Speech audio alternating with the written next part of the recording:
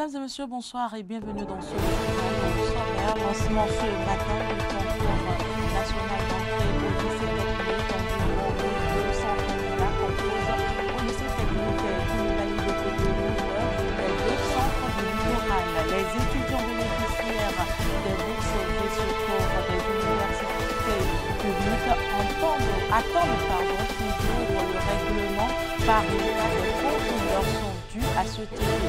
Les raisons qui justifient ce retard observé au niveau du paiement des allocations universitaires sont à suivre dans ce journal. Et puis, interpellation hier en Algérie des frères Karoui. Les deux hommes politiques seraient entrés illégalement sur le territoire algérien selon plusieurs médias locaux.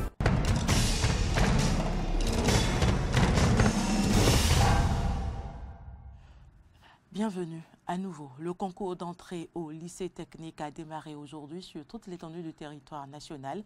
Au lycée technique Koulibaly de Cotonou, l'un des deux centres de littoral, environ 1200 candidats composent depuis ce lundi. Le chef service examen et concours par intérim à la direction départementale de l'enseignement secondaire et de la formation technique du littoral, Séraphin Anané Kouledou, apporte plus de précisions sur le déroulement du dit concours. Il est au micro de Clémence Tonoucoin et de Jean-Baptiste Bocco. Ici au centre du lycée technique de Koulibaly, les choses ont démarré normalement comme cela se doit. Ici au lycée Koulibaly, nous avons au total 12 filières. Je ne saurais être exhaustif pour citer les filières, mais entre autres, il y a la G1, la G2, la G3, eau et assainissement, IMI, OG, électricité, MV, ainsi de suite. Dans tout examen, on rencontre toujours des difficultés. Les problèmes que nous avions eus, c'est surtout au niveau des apprenants. Beaucoup d'entre eux sont venus sans carte d'identité. Et l'équipe s'est mise au travail et a envoyé les candidats en salle et a demandé qu'ils nous donnent les numéros de leurs parents. Et nous nous sommes mis au travail. Nous avons appelé tous les parents des candidats qui ont oublié leurs cartes. Nous leur avons demandé de se présenter avec les cartes. Certains parents viennent avec les cartes et quand ils viennent, on les envoie vers la salle pour que les candidats aient leurs cartes. Nous traversons une période vraiment sensible. La pandémie sévit et les dispositions sur ce plan ont été prises. Nous avons exigé que toute personne qui entre dans le centre porte systématiquement les masques, aussi bien au niveau des candidats, des surveillants et de toutes les autorités. Cette mesure a été respectée. Nous avons les dispositifs de lave-mains et ça se passe comme cela se doit. Concernant les dispositifs sécuritaires, les forces de l'ordre sont là et veillent au grain. Certains étudiants des universités publiques ont déjà perçu la moitié de leurs allocations et d'autres non. Une préoccupation portée à l'attention du porte-parole du gouvernement à l'occasion de son rendez-vous hebdomadaire avec les internautes. Wilfried Léandre Ngweji donne ici les raisons qui justifient le retard observé au niveau du paiement des allocations universitaires. Il faut savoir que à ce niveau-là, les retards sont généralement dus au retard observé dans les inscriptions, mais aussi et surtout au retard observé dans la transmission par les différentes entités des PV des examens et de passage en année supérieure. Tant que ces PV ne sont pas disponibles, il est compliqué pour la direction dédiée de faire son travail et de rendre disponibles les listes des bénéficiaires. Au moment où l'on parle, il faut savoir que pour l'année 2019-2020, par exemple, il y a encore 13 établissements qui n'ont pas transmis leur PV. Et donc, c'est ce qui explique probablement le retard que vous avez observé. Au registre santé, des polémiques s'alimentent autour de la vaccination contre la Covid-19 au Bénin. Ces rumeurs portent sur la fiche de consentement préalable à la vaccination. Je vous invite à suivre la réponse du directeur général de l'Agence nationale des soins de santé primaire, le docteur Thierry Lawalé. En fait, le document dont il s'agit est une note de consentement. Et vous savez, dans la pratique médicale, tout acte devrait être précédé d'un consentement du patient. la prise d'une tension artérielle, la prise de la température, une intervention chirurgicale, quel que soit l'acte qu'on veut poser en milieu médical, devrait être précédé d'un consentement éclairé du patient, une note signée. Je voudrais juste préciser qu'en réalité, le déploiement des vaccins contre la COVID s'inscrit dans un mouvement international auquel le Bénin a adhéré. Et donc, par rapport à ça, il était normal de faire les choses selon les règles de l'art. Et dans ce contexte-là, il est demandé aux patients, il est demandé aux soignants de recueillir le consentement éclairé. Il était bon, et c'est ce que je recommande aux concitoyens, de lire correctement cette partie-là. Et s'ils ont des ambiguïtés sur certaines parties, ou sur certaines lignes, qu'ils posent les questions et qu'on leur explique de fond en comble ce qui se passe au lieu de défrayer la polémique sur les réseaux sociaux. Le docteur Thierry Lawalé s'est également prononcé sur l'incompatibilité de certains groupes sanguins face au vaccin. On l'écoute.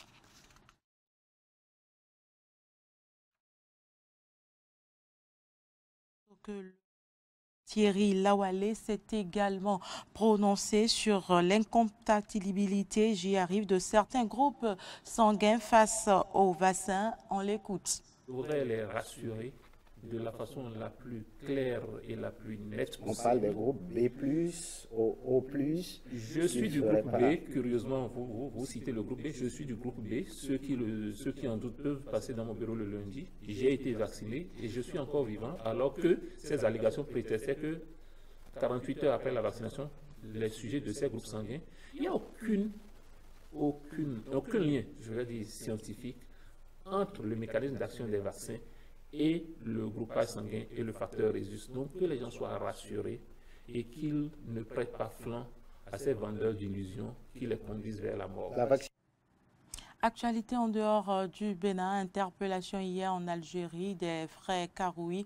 Les deux hommes politiques seraient entrés illégalement sur le territoire algérien. Selon plusieurs médias locaux, ils avaient quitté Tunis au lendemain des annonces du président Kaïs Saïed de geler le Parlement tunisien et de lever l'immunité des députés. On écoute. C'est une fuite qui n'aura duré que quelques semaines, celle des frères Karoui, respectivement députés, président du parti politique Kalb Tounès. Selon des médias tunisiens et algériens, Nabil Karoui, ancien candidat à la présidentielle tunisienne de 2019, et son frère, le député Razi Karoui, se trouvaient dans un appartement du centre-ville de Tébessa, dans l'est algérien, lors de leur interpellation par la police algérienne. Les deux hommes auraient pénétré en Algérie de manière illégale suite au coup de force du 25 juillet dernier, durant lequel le président Saïed avait gelé le Parlement, limogé le chef du gouvernement et suspendu l'immunité de tous les députés. Nabil Karoui, de nouveau rattrapé par la justice, avait été placé en détention provisoire en août 2019, en pleine campagne présidentielle, une élection pour laquelle il était favori selon les sondages. Il avait été libéré 3 jours avant le premier tour. L'ancien candidat a ensuite de nouveau été incarcéré en décembre 2020 pour des affaires de corruption et de blanchiment d'argent. Nabil Karoui et son frère devraient être déférés aujourd'hui devant le procureur de la République de la Wilaya de Tébessa en attendant une possible extradition vers la Tunisie.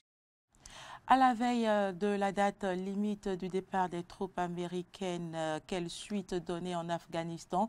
Joe Biden convoque ses alliés pour y réfléchir lors d'une visioconférence d'aujourd'hui. L'ONU réunit également le Conseil de sécurité sur place. La situation reste plus que tendue. Des roquettes ont été entendues ce matin près de l'aéroport après une frappe préventive contre une voiture jugée menaçante. Un combattant taliban monte la garde devant la carcasse d'une voiture détruite. C'est depuis ce véhicule que des roquettes visant ce lundi matin l'aéroport de Kaboul auraient été tirées. J'étais à l'intérieur de la maison avec mes enfants et d'autres membres de la famille. Soudain, il y a eu des explosions.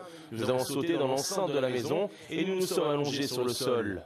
Une nouvelle attaque en direction de l'aéroport, confirmée par Washington à la veille du départ prévu de l'armée américaine, dont les dernières évacuations se déroulent dans un climat particulièrement tendu.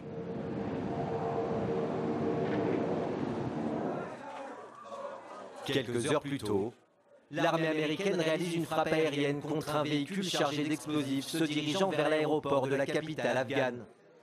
Une action contre le groupe État islamique en plein milieu d'habitation, qui aurait fait plusieurs victimes civiles. Nous sommes au courant que des victimes civiles ont été annoncées à la suite de notre frappe sur un véhicule à Kaboul. Nous sommes toujours en train d'évaluer les résultats de cette frappe qui, nous le savons, a enrayé une menace imminente de l'EIK contre l'aéroport. Ce qui s'est passé n'est pas clair et nous continuons d'enquêter. C'est la seconde opération américaine depuis l'attentat de l'aéroport de Kaboul. Samedi, une frappe de drone dans l'est de l'Afghanistan a tué 2 membres de haut niveau de la branche afghane du groupe État islamique et blessé un 3e. Des actions condamnées par les talibans. À présent que les Américains quittent notre pays, ils doivent respecter notre indépendance. Parce que c'est notre pays, et nous qui détenons le pouvoir. S'il y a une menace, nous devons être au courant afin d'y faire face, d'enquêter, ou si nécessaire, de mener des opérations contre elle. Les Américains ne peuvent rien faire de leur côté, nous les condamnons, ils ne peuvent pas mener de telles opérations. Ils doivent cesser, ils n'ont aucun droit de faire de telles opérations en Afghanistan. Notre indépendance doit être respectée. Main sur le cœur, le président américain a accueilli ce dimanche les dépouilles des 13 soldats américains tués dans l'attentat du 26 août.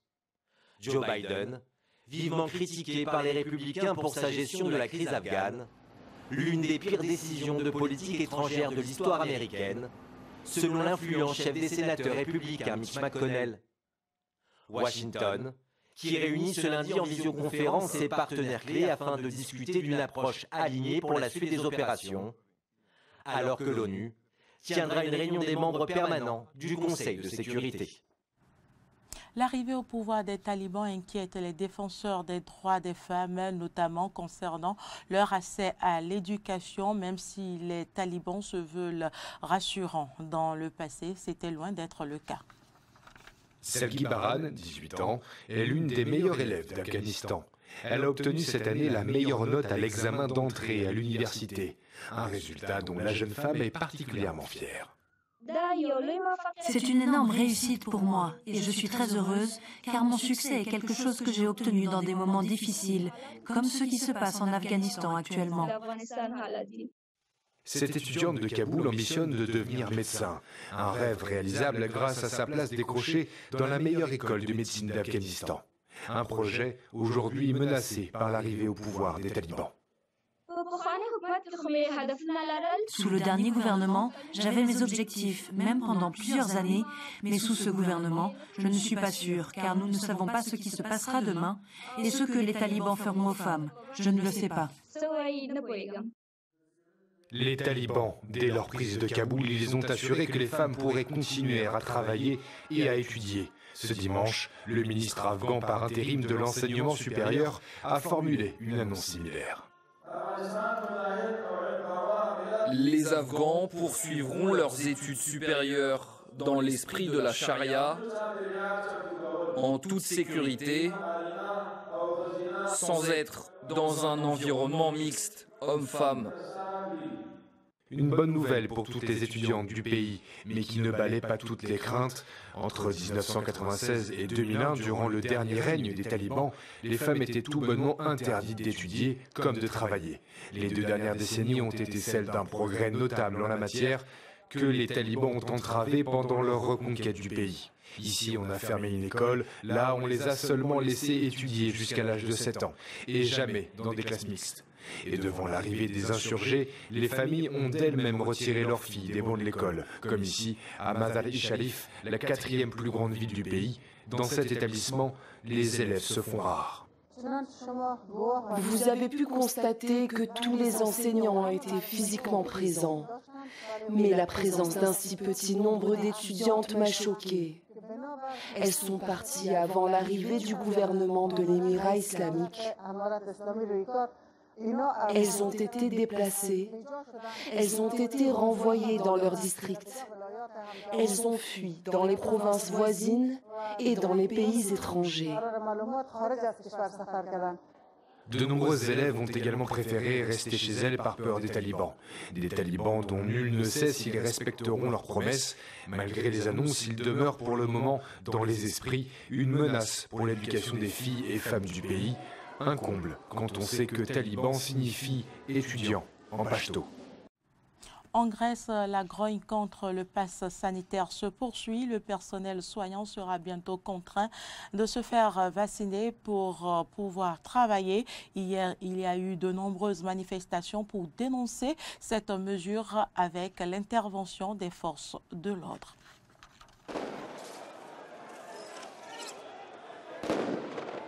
Il divise au-delà de l'Hexagone.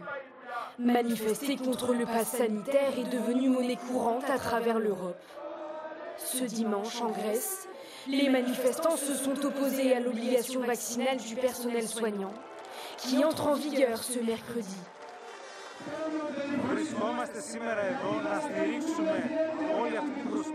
Nous sommes ici aujourd'hui pour soutenir l'effort contre la discrimination des collègues qui ont travaillé dur pendant la première vague de la pandémie, sans vaccination, sans rien, en ignorant tous les dangers et en donnant tout.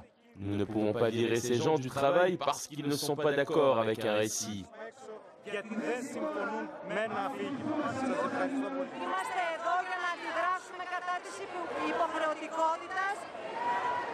Nous sommes ici pour réagir contre l'obligation. Nous sommes contre la vaccination avec cette injection. Si nous ne la faisons pas, nous serons suspendus de notre travail.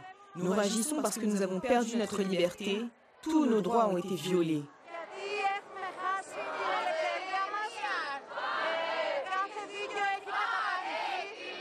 À l'image de plusieurs pays européens, le non-respect de l'obligation vaccinale en Grèce entraîne une suspension de travail et donc de salaire. La colère s'est fait ressentir ce dimanche à Athènes. 7000 contestataires ont défié les forces de police, qui ont fait usage de gaz lacrymogène pour disperser la foule. À Thessalonique, des milliers de manifestants se sont également rassemblés. Les manifestations se sont prolongées jusque dans la soirée. Le décret adopté par le Parlement le 24 juillet dernier avait déjà mobilisé des milliers de manifestants à Athènes. Le mouvement contestataire continue de fédérer la population, alors qu'un durcissement des mesures sera instauré le 13 septembre prochain pour les Grecs non vaccinés. Ce sera tout pour cette édition. Merci de l'avoir suivi. À demain.